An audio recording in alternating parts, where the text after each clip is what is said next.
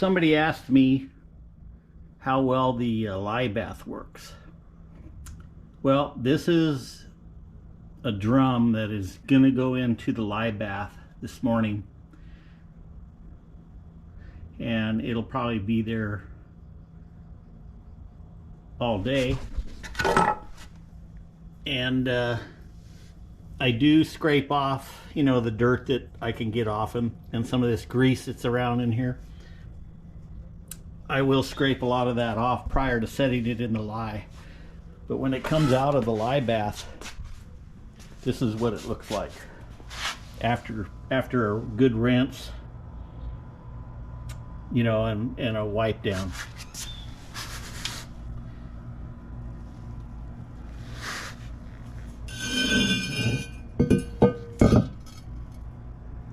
It really works good.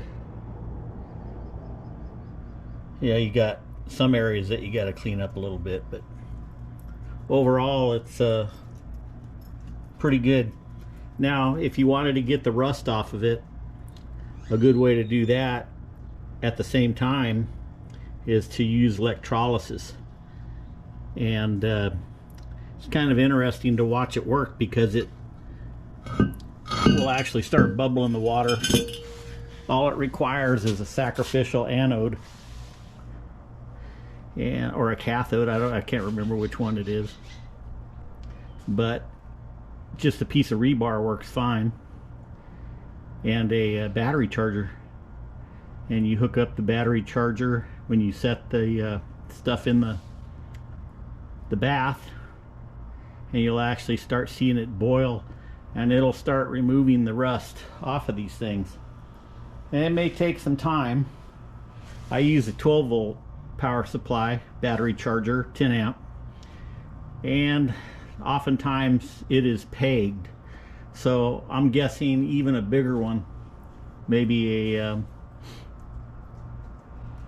you know, a 40 amp or so battery charger would probably work a lot better. I think I'm limiting my capability. Also, I wanted to try a 24 volt charger, but I don't have one. That actually might work a little bit better. Anyway, another question was, why the chain on the differential housing? Well, if you notice my Rube Goldberg mount here, which was a hasty mount to actually be able to set the thing on something, I need some braces on my mounts to secure them a little bit better. And it is safety. But outside of my garage, I have a hoist that is really meant to be on a truck, and I just jerry-rigged it to where I could use it as a way to pick things up. I tend to rebuild things like transfer cases and stuff, and near impossible for me to pick them up by myself. So I'll put them on a table and run them out here and lift them up with my hoist to get them in my truck or onto another table or whatever. Another question I had is, what kind of lye do I use? Well, this is the stuff I get. Walmart carries it. All the local hardware stores carry it. I can't remember what it cost. My wife usually picks it up for me when she goes shopping, and I think it's about $6 or $7 a bottle, 16 ounces. And I just throw it in there with some water, mix it around real good so it's dissolved, and works real good. You can see that in the desert, you can see the lines on the tub. Water evaporates out here bad because it's like 2 bazillion degrees out. But that's the lye you want. Works really good. Okay, these are cleaned up. Before I reassemble them, I need to go get a seal, and I'll give them a final spray of brake cleaner. But now it's on to removing the brakes and the brake backing plate.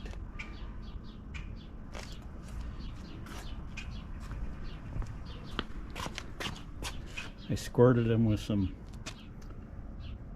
penetrating oil earlier this morning, and we'll see how that works out. I gotta tell you, if you don't have one of these, you should. Milwaukee things are worth their weight. They're a little pricey at the beginning, but well worth it.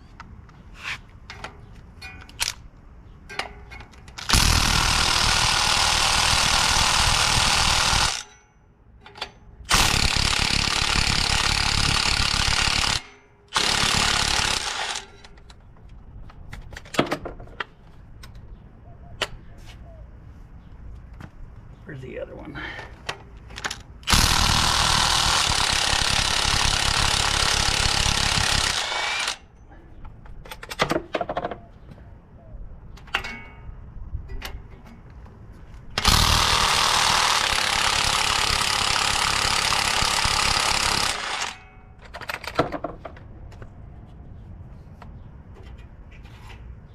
I know there's another one in there. There it is.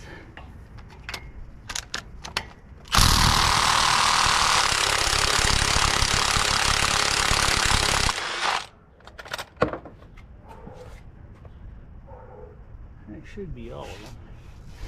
Oh, I got to get the brake line too.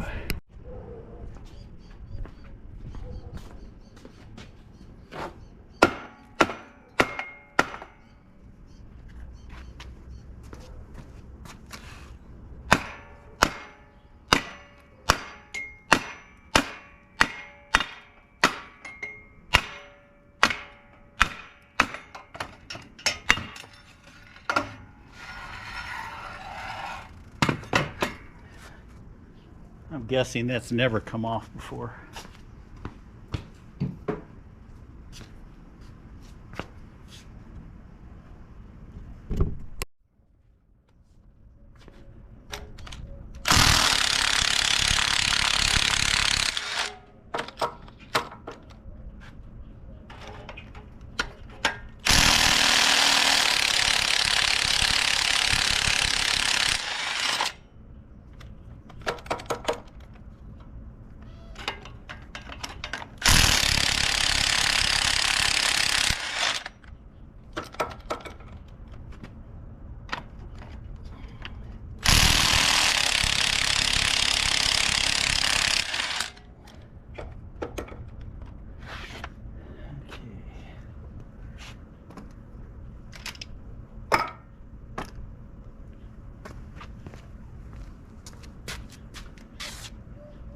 I know I had my hammer.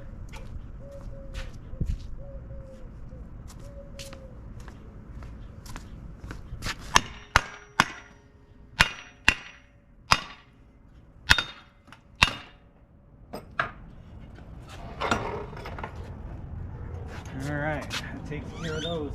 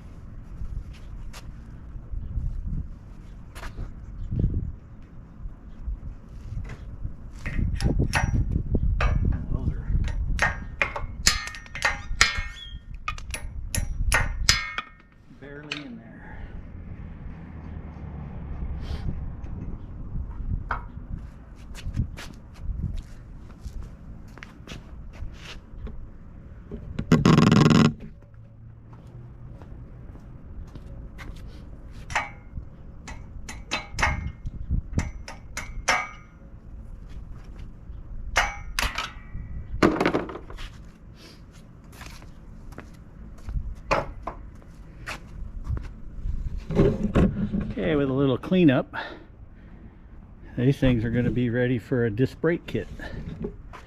I got some work to do still on it.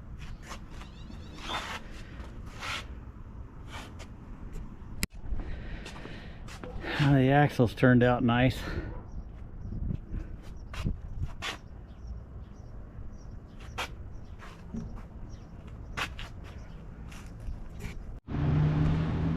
Okay, got these spindles cleaned up a little bit.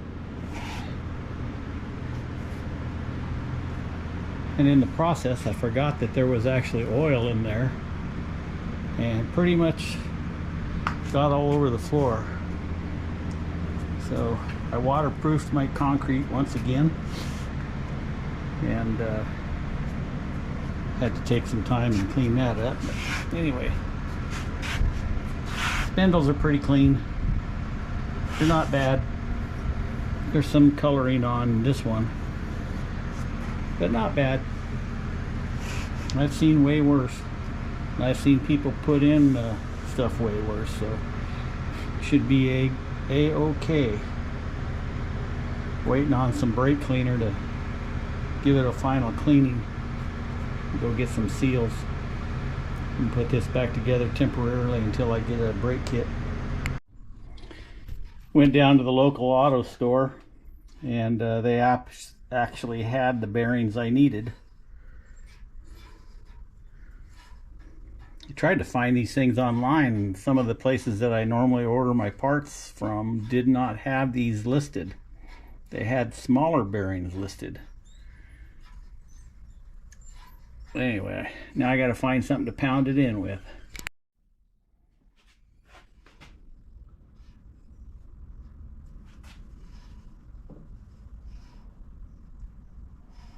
I don't have the right press for this size seal. It's a little over 4 inches. I don't have anything that big, so gonna have to do it the good old boy way with a piece of 2x4.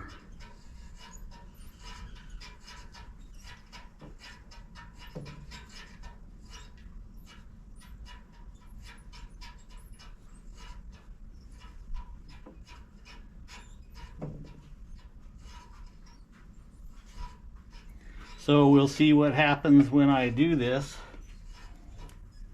I hate ruining seals. And be right back.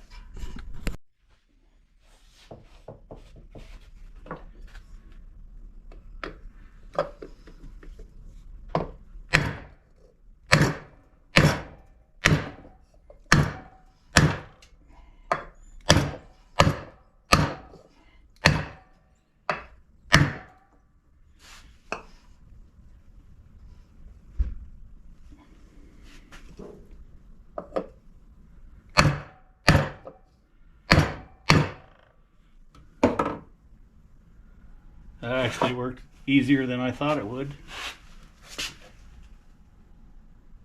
I notice it's not all the way down, but I'm not really worried about that because I have plenty of seal surface to use. So, well, there's one down.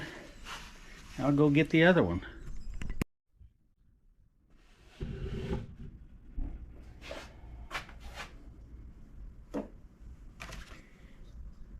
These seals,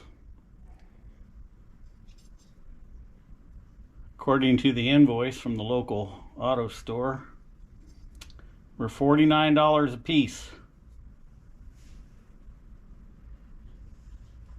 Of course, they discount them to a little bit over the actual retail price. Anyway, for 2 seals for this axle, for this hubs, was $67. $67 for 2 seals.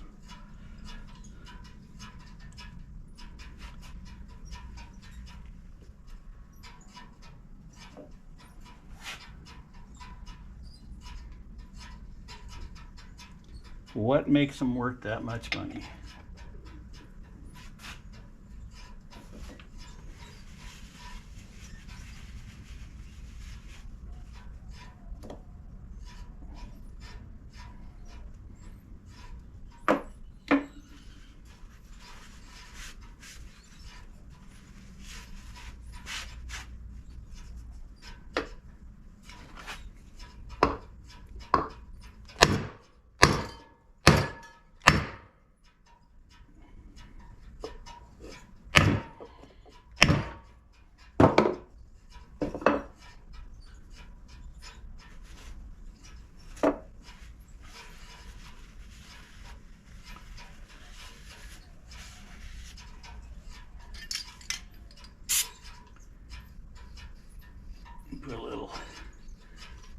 lithium grease on the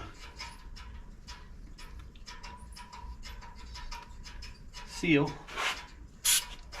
before I cram them on there.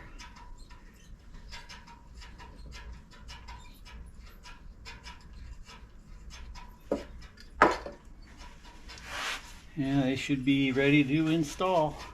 I'm going to put them on temporarily just to have everything covered up until I figure out what disc brake kit I'm going to put on the thing. That's about another $500 or $600 project. And then the locker will be another expense. So it's going to be a pretty pricey differential by the time axle by the time I get done.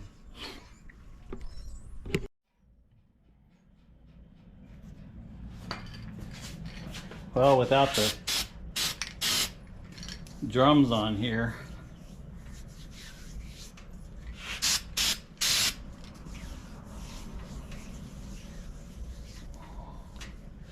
it's probably going to look a little weird.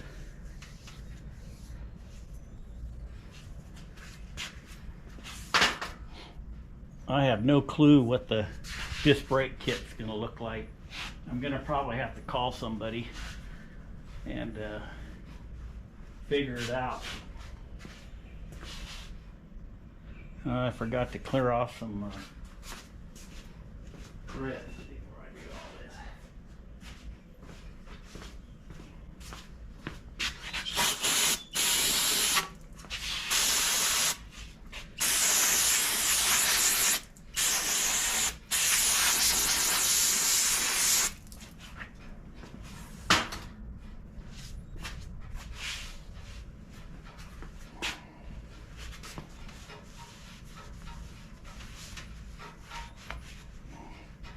That's better.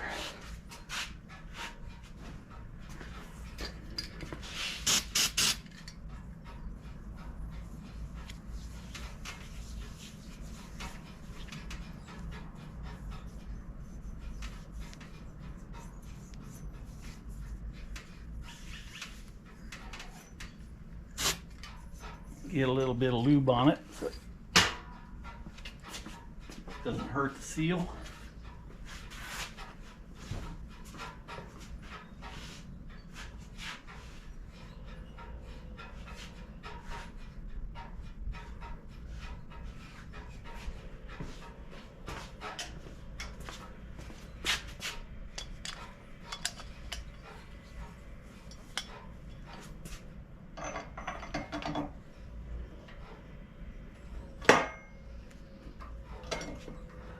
Yep, that's gonna be a weird one.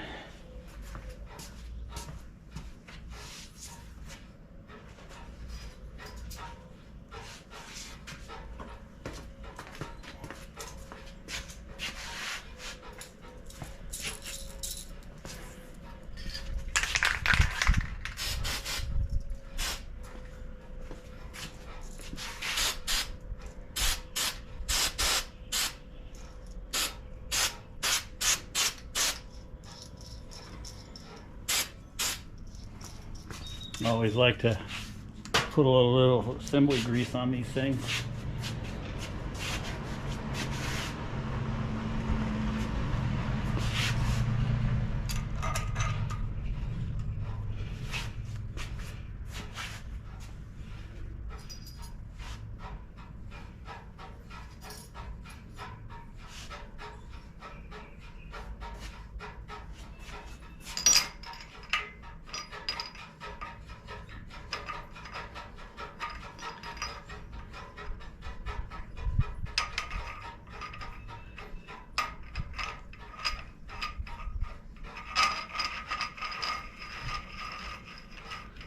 Darned if I didn't forget to get the hub seal. That's okay though.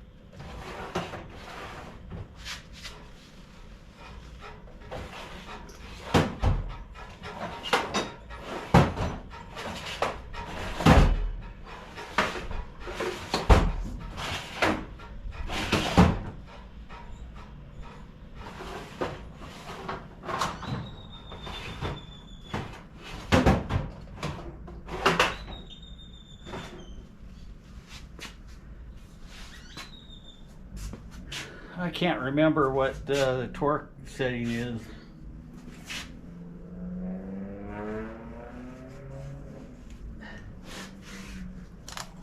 If I'm not mistaken, it's going to be between 30 and 50 pounds, and then you back it off from there.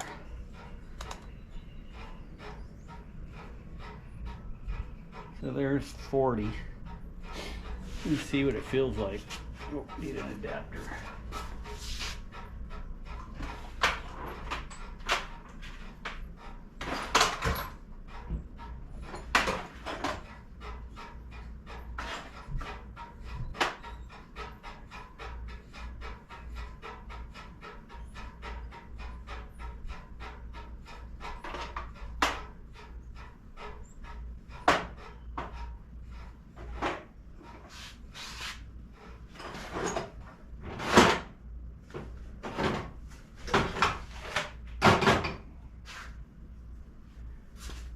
Yeah, I couldn't find my adapter right off, so good old Betsy. Well, that worked real good.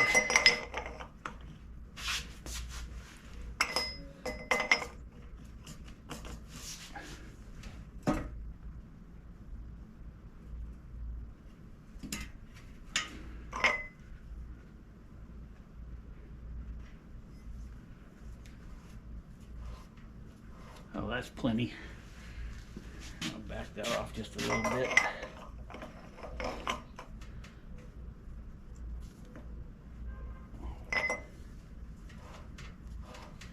One more.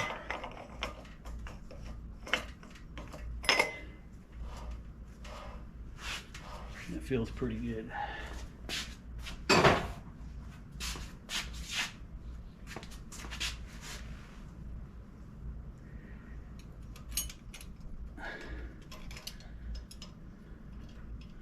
Now, what a lot of people do with these is they'll bend it over the outer.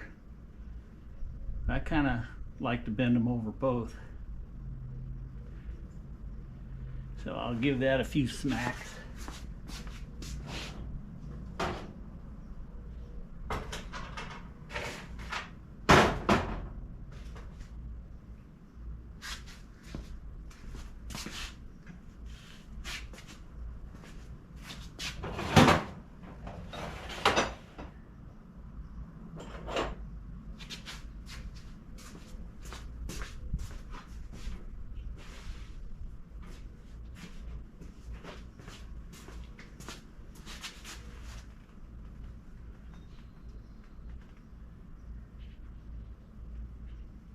I'll hit that one right there. Actually, I'm going to put the other nut on first. That thing's going to go all over.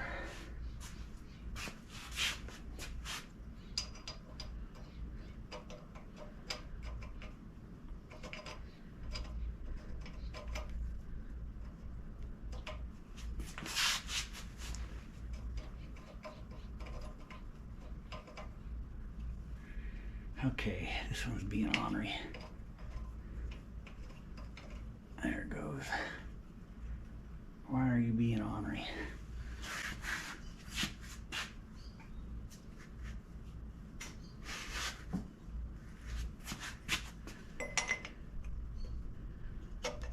There it goes.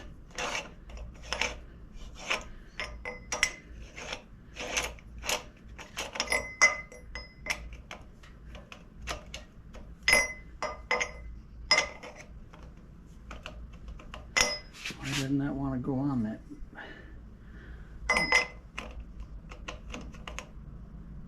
That's interesting.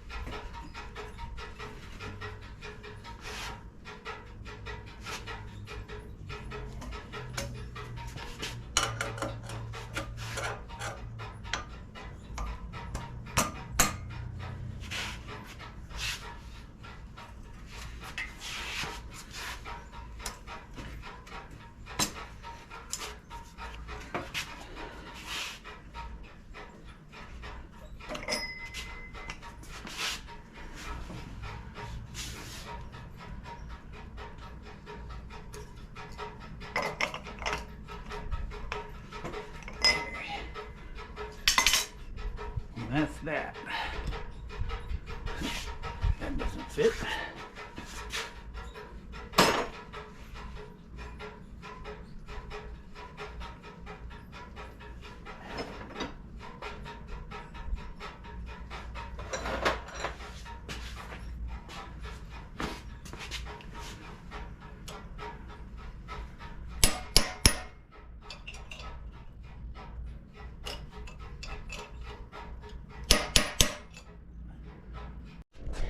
Okay, the GoPro battery died again, overheated.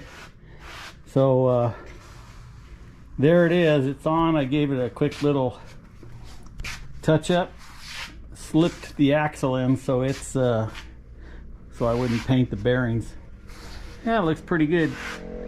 I have no clue on how a disc brake kit is going to take up that kind of space. If anybody knows, boy, I'd sure like to hear about it, because I just can't see that happening. Normally there's a bracket that comes off of this, and then you have your disc, but it must come out here quite a ways or something. Anyway, I'll slip the other side on and call it good for this part 2 video. Thanks for watching.